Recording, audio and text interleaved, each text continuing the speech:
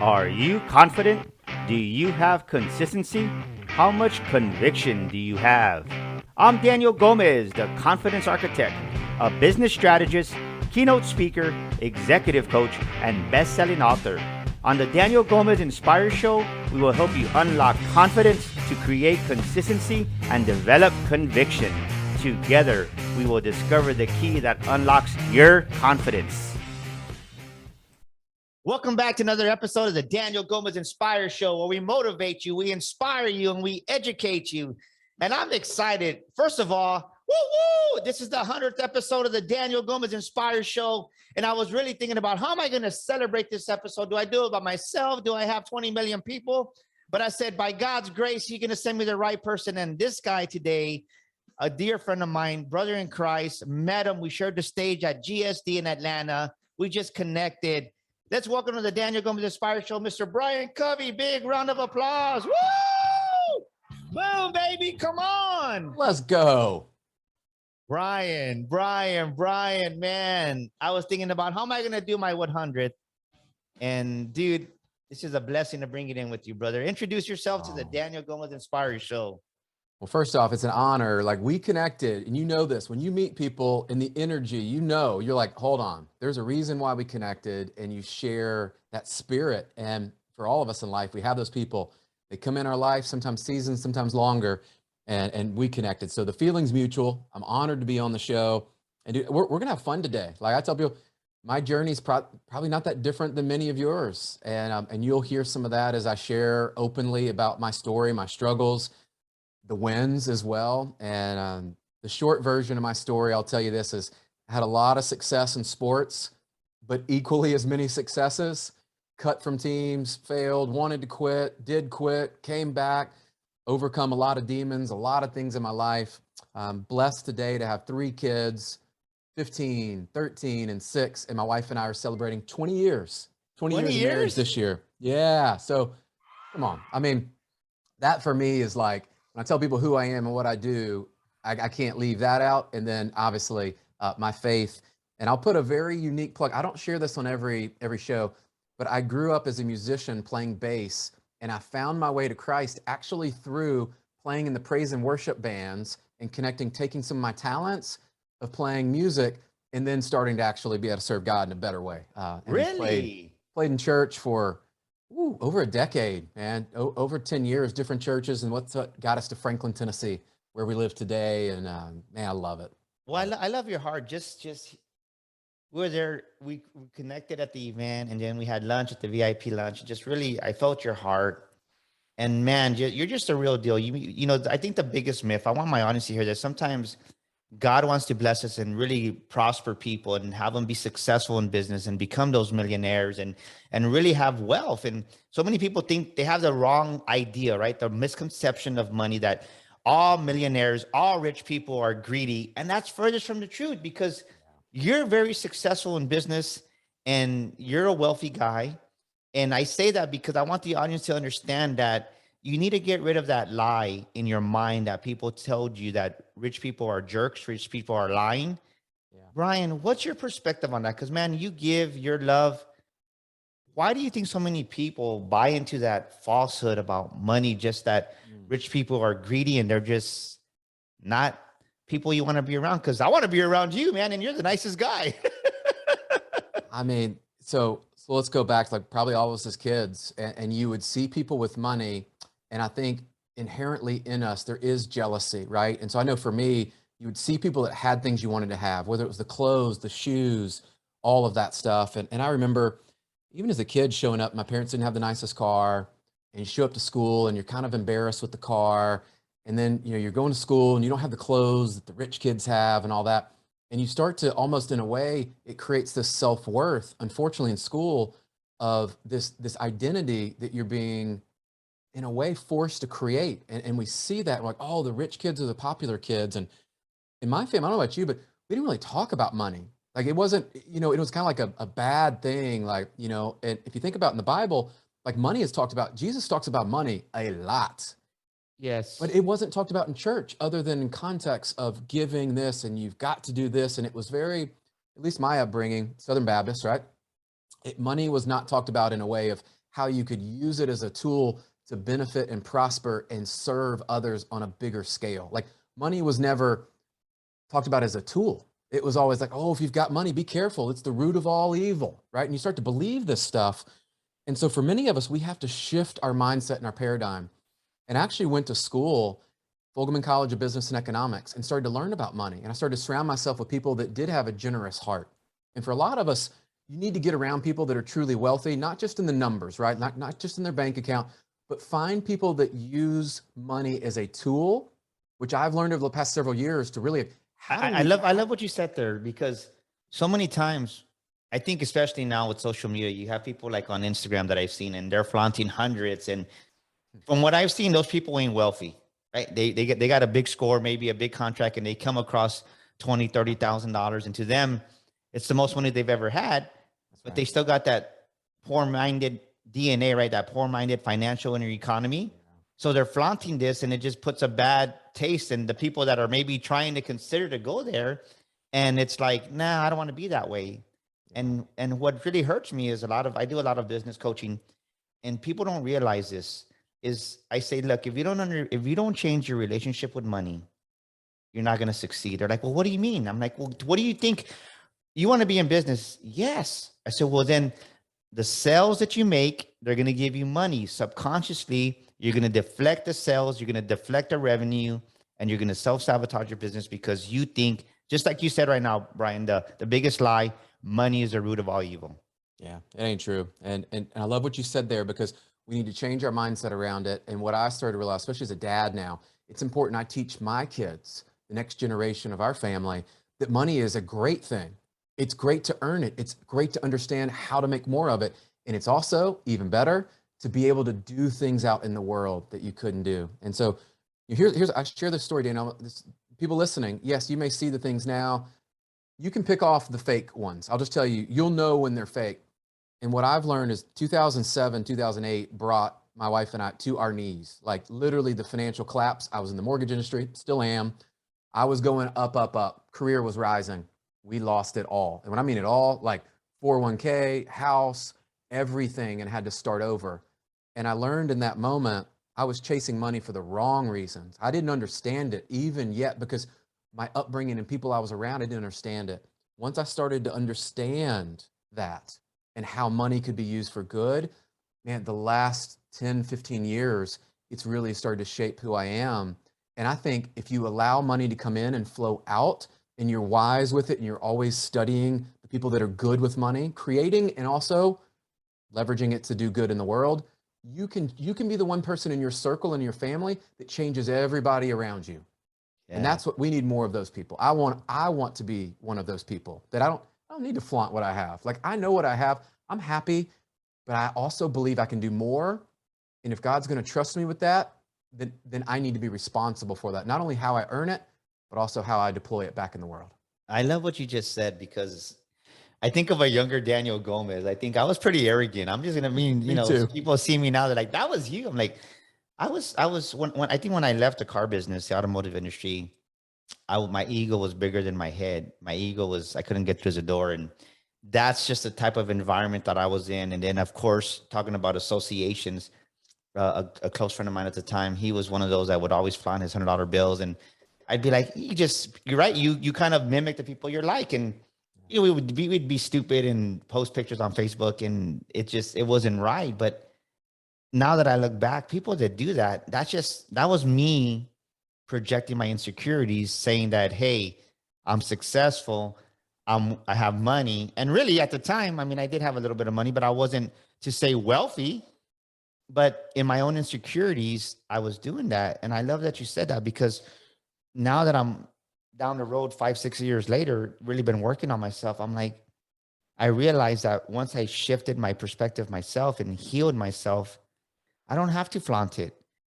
I don't have to flaunt it. And I love that you said that. But I do believe, though, and I want your perspective of this, because you serve and I serve, and when you serve, God rewards you. So when we bought this house that we're in right now, it was like our dream home. I do believe that you have to celebrate yourself, and you have to celebrate your victories. And another thing that hurts me with my clients is they don't celebrate themselves. I said, look, I didn't post this picture because I want you to say, look at me. It's like, hey, it's a blessing from God. I'm not going to hide the blessings that my father gives me. And if to the point that you said, jealousy sets in from other people. How did you handle that? Because I think that's one thing, honestly, that I struggled with as I've been coming up and to the place that I'm at. What did you do when people were really projecting just jealousy and envy? How does someone handle that? And give us your wisdom on that, if you don't mind, because I think people can really take away some good stuff from you on this. This one's deep. And being on the other side of it, being that person that was jealous of other people, and the lesson I would share with you that really it flipped the switch in my own brain was I used to view people that were successful and had things I wanted to have or were in successful places and all of that. I used to think they got lucky. I used to think that they didn't work hard. And Danny, you know this, as I spent more time with truly successful people, I realized they worked their tail off. They took risk. They've been investing in themselves longer than I had. The reason why they were successful was we didn't see the work that they did.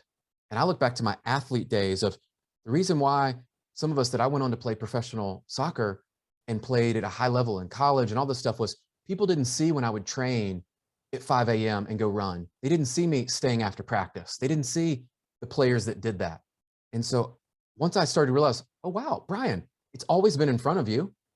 You need to do the hard work. And so when my mindset shifted around this, Daniel, and I realized the people that are successful, I'm going to choose to believe, which I found out was true. They worked hard, they invested in themselves, and they were consistent. So what could I learn from them that I could then implement in my own life? And once I started to shift that, there were people in my life, let's just call it what it is, I outgrew them, and that's okay. There were people that outgrew me in seasons that I wasn't putting in the work. And so I've recognized in life, like God's going to bring people into your life for seasons, maybe multiple seasons for a reason. And it's either you're helping teach them, they're helping to teach you. Unknown caller. But dude, that's the lesson I think most people, if you can understand that part of the people that are successful, they weren't lucky.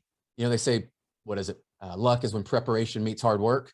Yes. I started to believe the people that were successful worked hard and prepared. And guess what I found out? When I actually spent time with them and I hired coaches and mentors, went to these conferences, I realized it was very much true. They worked hard to get to where they are. And I wanted to surround myself with great people that were also successful. So I love what you said. I love what you said. Let's listen to what Brian said here, ladies and gentlemen. You outgrow people sometimes. And I think this is one of my faults because I want to love on everybody, Brian. And I think about, I read this in Tyler Perry's book. People are like trees, right? You have your tree, your trunk is always going to be there. Some people are trunks, some people are branches, which stay there a little bit longer. Some people are leaves. And those leaves, you get new leaves. But I want everybody to be a trunk because I just love everybody. And I think that's a fault of mine that actually to this day, I'm still working on that because you try to hold on to relationships. And I just heard a message yesterday when I was studying. It's like, you can't hold on to that dead weight because those people ain't celebrating you. They're not for you, and you can't force them to be for you. So what are two things that someone can do that maybe I'm being totally transparent here on this episode. You're Daniel. You love everybody, but what are two things to look for that when you're outgrowing somebody? What did Brian see in that when you said, okay, look, I love this person, but the season's over. What does somebody look for? Give us two or three takeaways on that, please. Man, unfortunately, this has happened to me more, and I can relate to what you're saying. It's happened to me more than I would ever want anybody to experience. And what I looked for is people that truly did not celebrate when I was winning. You know when someone truly celebrates your win and they really congratulate you. They're really happy for you. And you know the people that didn't come along and say, Daniel, that is awesome. I am so happy you got this new house, for example, or I'm so happy that you're speaking on these stages and doing that. And you didn't have to ask them to come alongside. You didn't have to ask them to come and support you in ways. And I look for that. And as I look back, there was a pattern. Those people that I outgrew in those seasons, they were never there to really congratulate me when I was winning. They were never there outside of their own self-interest of they were there for what I could provide for them. And when I started to look back, it was clear, it was obvious. So start to pay attention to those clues. I would tell for many of you that are listening, It is a gut feeling that kind of moves through your heart and your head, that you see it. But like Daniel, like you said, you don't want to believe it because you see the good in people. I will tell you, when you see it, you need to believe it.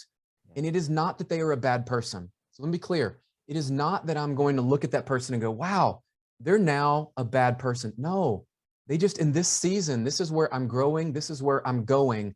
I have to be intentional about who I surround myself with. And so what I started to do is I started to shift. And if I find that today, something very intentional you can do is move away from them and see, do they reach out to you? And do you miss them? If those two things are absent, they don't reach out to you proactively to encourage you, to support you, not for their own needs. They don't reach out to support you. And the second part is, if you look at that and you don't miss them. Look, I mean, Daniel, I've cut people out intentionally, and I look up 6 months later, I don't think about them. And again, I say this with all sincerity, is that is not a bad thing. I think God brings people in different seasons. And I've learned this over time, that that's where I need to be. And I need to be in the moment. And that might be more with your family. That might be more with people that have been brought into your life. But that would be the wisdom I would share with you, is too often we want to fight that. And then we wonder why we're not growing at the rate, or we're not becoming the person we want to become. It's because, like you said, and I heard this the other day, Trent Shelton shared this. I love palm trees, right? So palm trees, when you go to like warm climates and all that, think about a palm tree does exceptionally well. Like, it's beautiful. It lives all year. Like, it's kind of that sign of like, when you're in South Florida, you're down in Mexico somewhere, California, palm trees are beautiful. Yes. You try planting a palm tree up in Detroit, Michigan. Even try planting it in Tennessee. What's going to happen when the winter comes? It dies. So if you're the palm tree, to your point about the tree, you need to plant yourself in environments that you can thrive. You know yourself better than anyone. If there are negative people around you, you need to remove them from your life. And that doesn't mean that they're still not your friend. Doesn't mean that you don't love them. But what it does mean, you're making a choice to become the best version of you, which I believe you can't pour from an empty cup, brother. You can't pour from an empty cup. And if people are sucking energy out, if they are taking away your God-given talents and what you bring, you can't give them to the people you care about. So I want you to remember that. If your cup's being depleted by people, that means your cup is empty for your family and people that you care about, that you should be pouring into. I love what Think you're about saying, that. because so many times we hold on to those relationships, like you're saying, and that's just some great wisdom that, ladies and gentlemen, listen to what Brian's saying. I'm saying this because right now, God is just, by his grace, right? He's elevated our brand, ladies and gentlemen. And I'm going through this right now as we speak in so many ways. And you have to understand, as you're watching this on YouTube, or as you're listening to this on the podcast platforms, that it's okay to outgrow people. Write that down right now. Get out your pen and paper. Write down what Brian is saying. You retain a lot more information when you write it down. So write down, it's okay to outgrow people. Maybe you outgrew that friendship. Maybe you've been dating and you're thinking about getting married, and you realize, man, I outgrew my spouse or my partner, not my spouse, but my partner. And things change. It's okay. It's not that you're better than them, but they're going one direction and God's taking you another direction. So give yourself permission to move forward. Because think about this. This is what comes to mind right now, Brian, is if I wouldn't have been open-minded to growing and to moving forward, I would have never met you. Right. I would have never met you. I would have never met Ken. I wouldn't have been intentional on building new relationships, because we focus on these relationships when we first started off. But the thing is, sometimes our trajectory, right? We're going at 90 degrees, and these people are going at 15 or 10, and that's just the way it is. But I think people need to understand this. Something that God put in my heart here this past week actually is, just run your own race. Your race, Daniel, is different than everybody else's races. Yeah. What's your perspective on that, Brian? So I had a great mentor share this with me, and I fell into the camp, if you can relate to this, is I wanted to save everybody, like in business and in life and all that, because I have a heart like yours where I'm like, but I can help them. Maybe I'm not the person that God intended or that they need to help them. Maybe I am not the one. When I started to realize that I can't save everybody, that they have their own race to run, as you said, I have my race to run. And what I started to realize through this was, when I started to make these uncomfortable decisions, my growth really went on a whole new level. And my family got the best version of Brian, which is still evolving every day. Like, let me tell you, I do not have it all figured out. I am not perfect by any stretch. What I have figured out is who I am, how I'm wired and designed. And I've learned how to play this game of life so that I can give my best to people and show up. And I don't know what God has for me tomorrow, a year from now, any of that. And when I started to open myself to the possibilities and realize that maybe me staying in their life was what was holding them back. Think about that. And when I started to think that way and I go, I can't save everybody. Maybe they're not growing because I'm the one holding them back. For whatever reason, however that played out, maybe the best thing I could do is give them some space and let them go figure out what they need to figure out. And Daniel, that's the freedom. We can choose that today. And I think the important part for people is, doesn't mean you love them less. It doesn't mean that you don't care about them. It actually means you care more about them and yourself.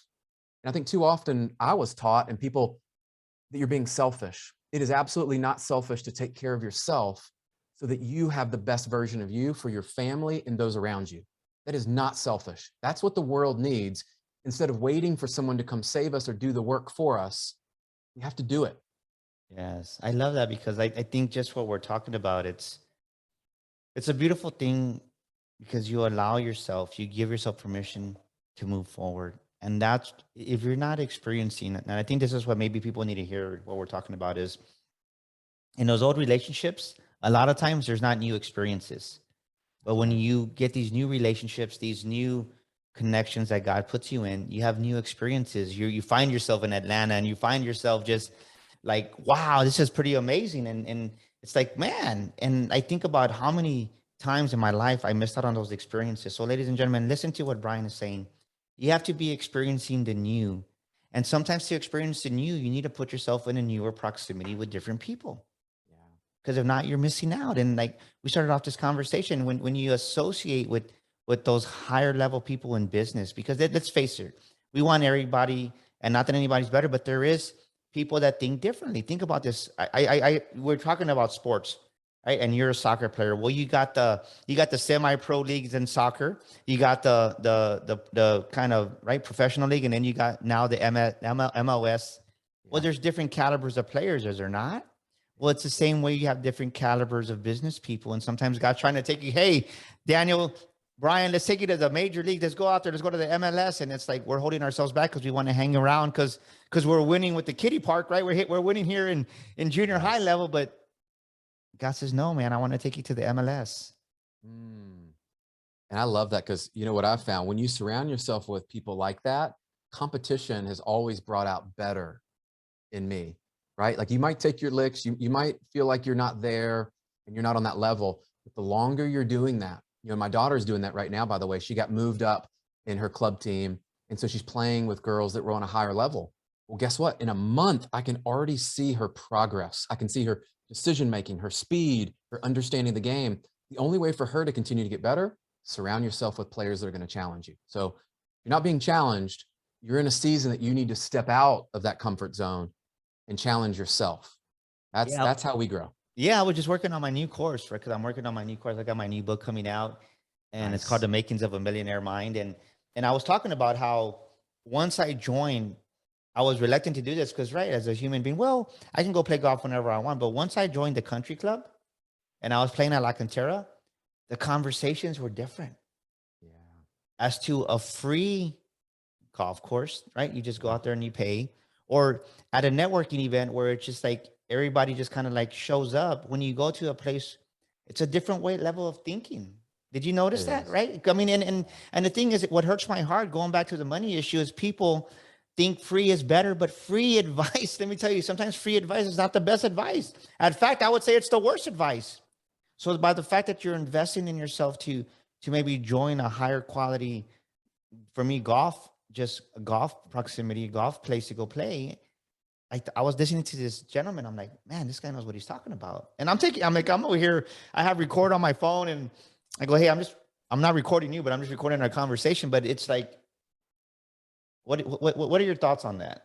You know, every time that I have invested intentionally in my own growth, and I've paid money to be in a situation, whether it's a conference, a mastermind, hiring a coach, you can't out earn that. If I pay $5,000 or $10,000 to have this coach or go through this experience or go through this, on the other side of that, Daniel, what I have found is I'm going to put in the work. I'm committed to it. I've paid money, so I'm even more committed to it. That's how we're all pretty much wired. On the other side of that, there's all these wins that start to happen. And I look around, and here's what I've noticed is there's two camps in this. There's people like us that I'm willing to invest over here. I'm willing to put my money where my mouth is, as people would say. And I'm willing to say, you know what? I'm going to pay money to intentionally grow. And I've seen the benefits, and people that haven't seen me in years are like, wow, Ryan, your team's grown. You're doing this, you're doing that. I'm like, yes, my vision continues to expand because I'm investing in myself. I'm choosing who I surround myself with. Because there's other camp. They're complaining about $50, $100 to go to a virtual event. They're not going to pay for a coach. Like, I'm just going to figure it out on my own. 3-4 years later, they're living the same year over and over and over. And they're complaining about the same things they've complained about the last several years. Won't you be honest with yourself as you're listening to this?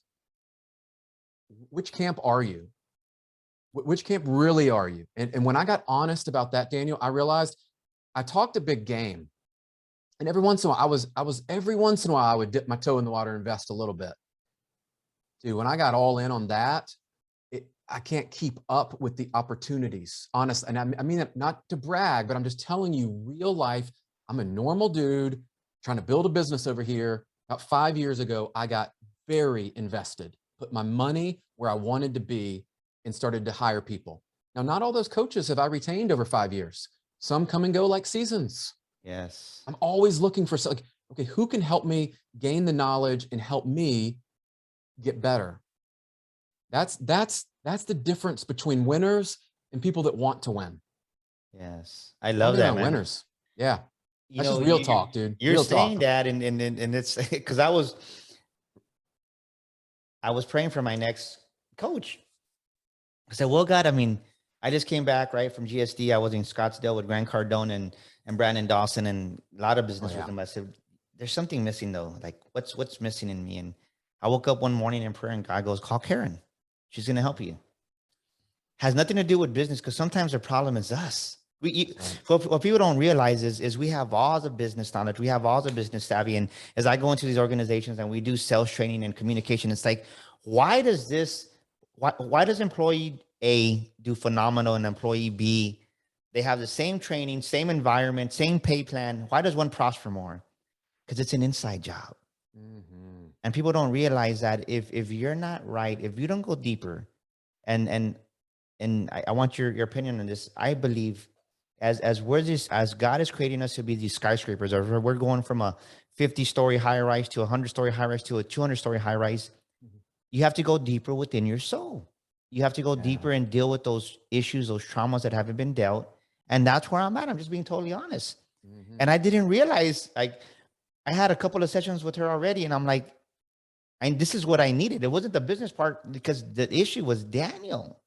Yeah. And as we go higher, and the spotlight's even brighter, those insecurities, mm-hmm. they pop out even brighter. And what's your perspective? Because I'm just being genuine, because I love to add value here like that, and you're the same way I am. But I didn't think now, as much work as I've done, I've cried more as an adult these past 5 years than I have my whole life. I said, man, Karen, I didn't see that. And I had to forgive myself for trying to commit suicide. I never forgave myself for that. This is today. This is like this month. I never forgave myself. She goes, well, what's your block? I said, I don't know. Like, she goes, well, there's something there. I was like, I don't know. But then once I opened up my heart, I just started crying. I said, I never forgave myself for committing suicide. And those very issues of not dealing with them, that's what collapses our businesses that I've seen, because we try to cope with these issues with alcohol, with women, with shopping, with eating. Yeah. And people don't see that. That's the type of business coach you need. Wow. Dude, that's powerful. I think for people listening, one, the vulnerability that you're willing to share that, because that is most people, they just never get honest with it, and they live their life and they wonder why they're not progressing, and they see it kind of manifested in their relationships don't work out, and their friendships don't work out, and business doesn't work out, and they're like, man, I just can't figure this out. And it's like, dude, you gotta start here. You gotta figure you out and understand there's healing and there's things in your past that maybe you need to mend, and you need to make those right. And for you to do that and share it, for anybody listening, it's like, I would say that we all got crap in our past. Welcome to the club. But Yes. you need to deal with your issues. Your issues are not my issues. My issues are not yours. You got to deal with your stuff. And it's the only way you can show up. And I think about this as you're talking is there's levels to this game. So for a lot of you out there, when I started, I think back to, I needed to learn how to cold call. I needed to go out and make sales calls. I needed to learn how to do presentations. Absolutely important. You need your skills. You need to understand those fundamentals. But as you move up in your life and in business, you need to think about things like leadership. You need to start thinking about things that are like strategic thinking of why am I going to do this versus this? Then you move up to another level and you're like, hold on, I'm starting to figure this game out a little bit. I'm starting to generate some revenue, having a little bit of success. Now, this is where I think it's even more important. The inside job, Daniel, to your point, I've yet to meet a leader that leads something of real significance and success that they don't have an understanding of who they are, why they were created, and understanding the value they add. Yeah. Until you do that work, guess what? It's a journey. It's not a destination. I will just tell you from experience. Because every time you think you have it figured out, guess what? There's going to be a new blind spot that you or your coach or someone points out and you go, well, I had all this other stuff figured out. Guess what?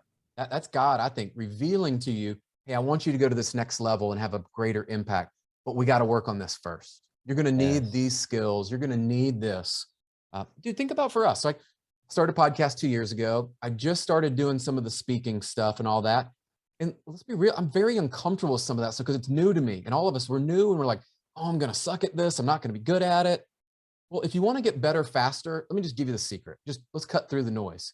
Hire somebody that's doing it or has done it that is willing to come along and help you get there faster. Just straight up. Every time I've done that, I've tried to fight it, Daniel. I'm like, I'm just going to read. I'm going to read this book. I'm going to figure it out. I'm going to practice. I mean, can you imagine? I think about like Tiger Woods, and all the coaches he had, or Kobe Bryant, all the coaches he had. They didn't practice the wrong way. They practiced the best way. And that's why they consecutively, year after year, got better. Like that's the type, I think, athlete mentality. How am I going to improve? So for all of you, this is a journey. Welcome to the journey, as we are all on it. We're all in different spots. So the last thing I would leave you with is give yourself a little grace. You are where you are for a reason. You can't go back. You can heal the past, but you need to commit today is what are you going to do today? Not tomorrow, today, to take action towards that better version of yourself. Man, I'm loving this conversation. With that comment you just made, I thought about how eager we are to go to the next level. Everybody wants to go to the next level. But this is the thing that God showed me one time. Daniel, hit me on the side of the head. You're not even done at the level I put you at. Right? We're so eager to go to the next level that we haven't even completed level 1. Think about a video game. Think about Donkey Kong Jr. If you're going up those thing and you're trying to get the fruit already on top, but you're still at the bottom, is that going to work? No. You got to take care of that level that you're at in order before you get the fruit on top. Oh, I love that. And God just showed me that. It goes like, he's like, you don't get it. It's like, well, what are you talking about? Well, you haven't it. And right. And talking about business, you hear this so many times and people don't understand it. People say, well, I want to scale. I want to scale. I want to scale. Well, if you really understand scale versus scaling, in scale is maximize everything you have right now. That is scale. That's when you scale your business. And most people, they think it's the same thing and it's not. So when you scale your business, you're doing everything in your life. So scale your life. Scale your life, do everything you need to do, scale your business, everything in that level that you're in. And once you maximize it, once you're busting out the seams, then the scaling comes and you go to the next level. Yeah. But you have to deal with yourself. And like Brian is saying, put up put away the pride and just humble yourself and That's hire it. that coach. Hire that. Man, I'm loving this conversation, Brian. It just, we were talking about what are we gonna, right? Just kind of the format, and the format went out the window because the Holy Spirit took over. It's like, thank God for that. And I'm excited once again, ladies and gentlemen. This is a very dear friend of mine, Brian Covey. I had a chance to meet him. We've spent some time, and this is our 100th episode of the Daniel Gomez Inspire Show. So thank you everybody for being with us for these 100th episodes. And it's been an amazing time. Brian, what is your number one business advice that you would give to somebody right now listening, that they're stuck in life, they're stuck in business? What is your piece of advice that you would give somebody for either one of those? So I'm going to frame it a little bit different way. And I think about, as I go back through my journey, is there's kind of been a guiding principle. I wasn't even aware that it was guiding me through the wins and the losses, right? So the mountains and the valleys and all of that there. And it's this: love God and love people. Just simply. And I'll go a level below that. When you love God, your heart's in the right place, your mind's in the right place, you're doing things with the right intentions. So that'll help you with, in business and in life, you're doing things for the right reasons, and you're putting yourself out there, and you cast fear aside, and you're leveraging, you're building your confidence to go out there. When you love people, we kind of unpack that today. Loving people doesn't mean that you spend more time with them. Loving people means loving them for who they are, where they are, and what your role is within that. And I always want to be someone that people look back, and my legacy, part of it is, yeah, Brian loved God and loved people. And I made their life better as a result of me being around and in their life. And so when I meet people, I'm always thinking that, love people. What does that mean? When I meet new people, I want to bring them in. Like, I want to get to know them. I want to understand, where are they? What are the opportunities that are there? That will actually guide you through, and you'll be able to say no to some of this amateur, average way of thinking. You're going to be able to say yes to the great things that I believe God has planned for your life. Unique skills, talents, experiences, all of your life has been culminated and built you to where you are today. Now it's just up to you to take action. And so today you need to take action. It's not tomorrow, it's not next week. It's a today thing. When you hear this, you know what you need to do. Daniel doesn't know, I don't know what you need to do. You know what you need to do. I know what I need to do. You heard Daniel today talking about, hey, I need to do this. This is what I need to work on. That's the one thing today that you need to take action on and move forward. Move forward and move forward, because the world needs you. Your family needs you, and we need you, right? If you're listening to this, it means you're somebody that's committed to grow and to learn and get better. We need more people like that. So that would, and that's my advice, and No, I share that with my kids. that's powerful though. And sometimes you have to love yourself enough to let go of people, right? You love them enough to let them go. And man, this has just been some powerful conversations, because one thing that I'll tell you that Brian said is, you got to go out there and experience new things. And what I heard Brian say, this is what I thought when you said that, is that when you put yourself, you're paying money to go to these conferences, you're paying money to be in these rooms, or be the person that always goes in there. He made the reference of leadership, right? When you get to a certain level of business, it's leadership. How are you leading yourself? And one mistake that I see people say, Brian, is, well, so-and-so didn't talk to me. And that used to be the younger Daniel, right? When I was young in the car business and I got my first prominent position, well, if they want to talk to me, they can come talk to me. No, that was dumb Daniel. That was like leadership 101, entitlement. No, get out of the way. When you put yourself in a position of leadership, when you're running a business, when you're trying to grow a business, I always say now, Brian, be the first person that says hi. Go up to people and say that. And if they don't receive it, well, then it's their issue. It's not their issue, but don't take it personal. Just humble yourself. Because if I wouldn't have told you hi, we wouldn't be here. All right. And once you get a chance to know somebody, and then you're like, well, okay, great. Because let's face it, we've all been hurt, we've all been burned at some extent, but you can't let those past experiences, those past relationships hinder you. And leadership 101, I would say, going to the comment that you made, that's crucial, is be the person, when every time you walk into your room, you be the one saying hello and greeting people. It's ownership. I mean, life was meant to be lived, not sit on the sideline. And get in the game, put yourself in the game. Yeah. Get out there, have some fun, you know? What's a quote or a scripture you fall back on in times of adversity? A quote or a scripture you fall back in times of adversity? So one that got me through college, we used to run 2 miles in 12 minutes, which I will just tell you, I was not the fastest or most fit person on the team. I would say this to myself, and then I would also use this in business, is I can do all things through Christ who strengthens me. And I would literally, Daniel, as I'm running and the pain is setting in and I want to quit, I don't want to run, I would say that. And even in times of real adversity in life and all that, my wife and I, like, that's just a verse that, you know what? Like, God's given me what I need. And so I can do all things. But he's the one that gets the glory. He's the one that's given me the ability to go through. And I don't believe he's gonna give us any more than we can handle. And I heard somebody say it the other day was, God doesn't call the qualified. He qualifies the called. It's kind of the way that, Yes. I was like, oh, dude, I relate to that. Because a lot of times I don't feel qualified, or I'm like, oh, why, God, why me? That's not me. And then I go, you know what? Maybe I'm just willing to do stuff. Yes. And I will trust him. So I just, that for me is, it's worked out, and it always challenges me, but at the same time is a comfort. I love that, right? God doesn't call the qualified, he calls the unqualified, and he qualifies you. Man, how do we get a hold of you? Somebody's into this episode. They're like, who's this Brian Covey guy, man? I want to get to know him. How do we get a hold of you here? Someone's listening to this episode on the Daniel Gomez Inspire Show. Where's the number one place you want them to connect with you at, Brian? I hang out a lot over on IG. So someone took my name, which is always awesome. So I put the Brian Covey in there. So you can do that. And on IG, I'm on LinkedIn, Facebook, all of those. And drop me a DM if this meant something to you. I always tell people, look, I'm like you. I'm human. If there's something that resonated, or there's something that I can help you with, or if you want to say, hey, I love this part. This is what I like. This is what I took away. Please let us know, because guys like Daniel and I know Daniel's heart. We do this to make an impact on people that we may never know. But when we do hear, man, it's awesome. That's kind of fuel for me, is like, when you can make an impact, that for me, it never gets old. Amen, brother. Well, thank you for being here with us.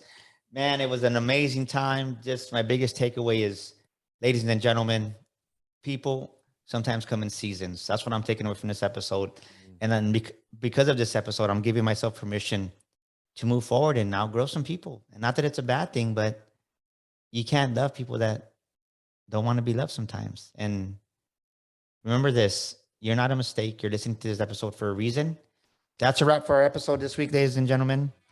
Thank you so much for joining us. If you're stuck in life, if you're stuck in business, go to www.danielgomezglobal.com. Go to www.danielgomezglobal.com.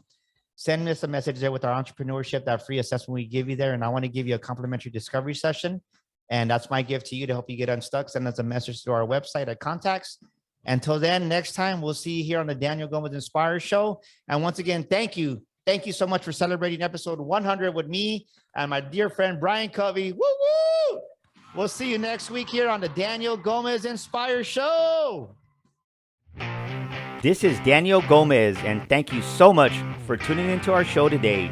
We'd love your feedback. Please drop us a comment, and thank you for leaving us a review. Don't forget to subscribe to our show and share this episode with a friend. And my free gift for listening to our show today is a copy of my best-selling book, You Were Born to Fly. To get your free copy, go to danielgomezinspires.com and get your copy today. That's danielgomezinspires.com. And to elevate your life and business even more, follow me on social media at Daniel Gomez Inspires on Facebook, Instagram, Twitter, and YouTube. Together, we will discover the key that unlocks your confidence.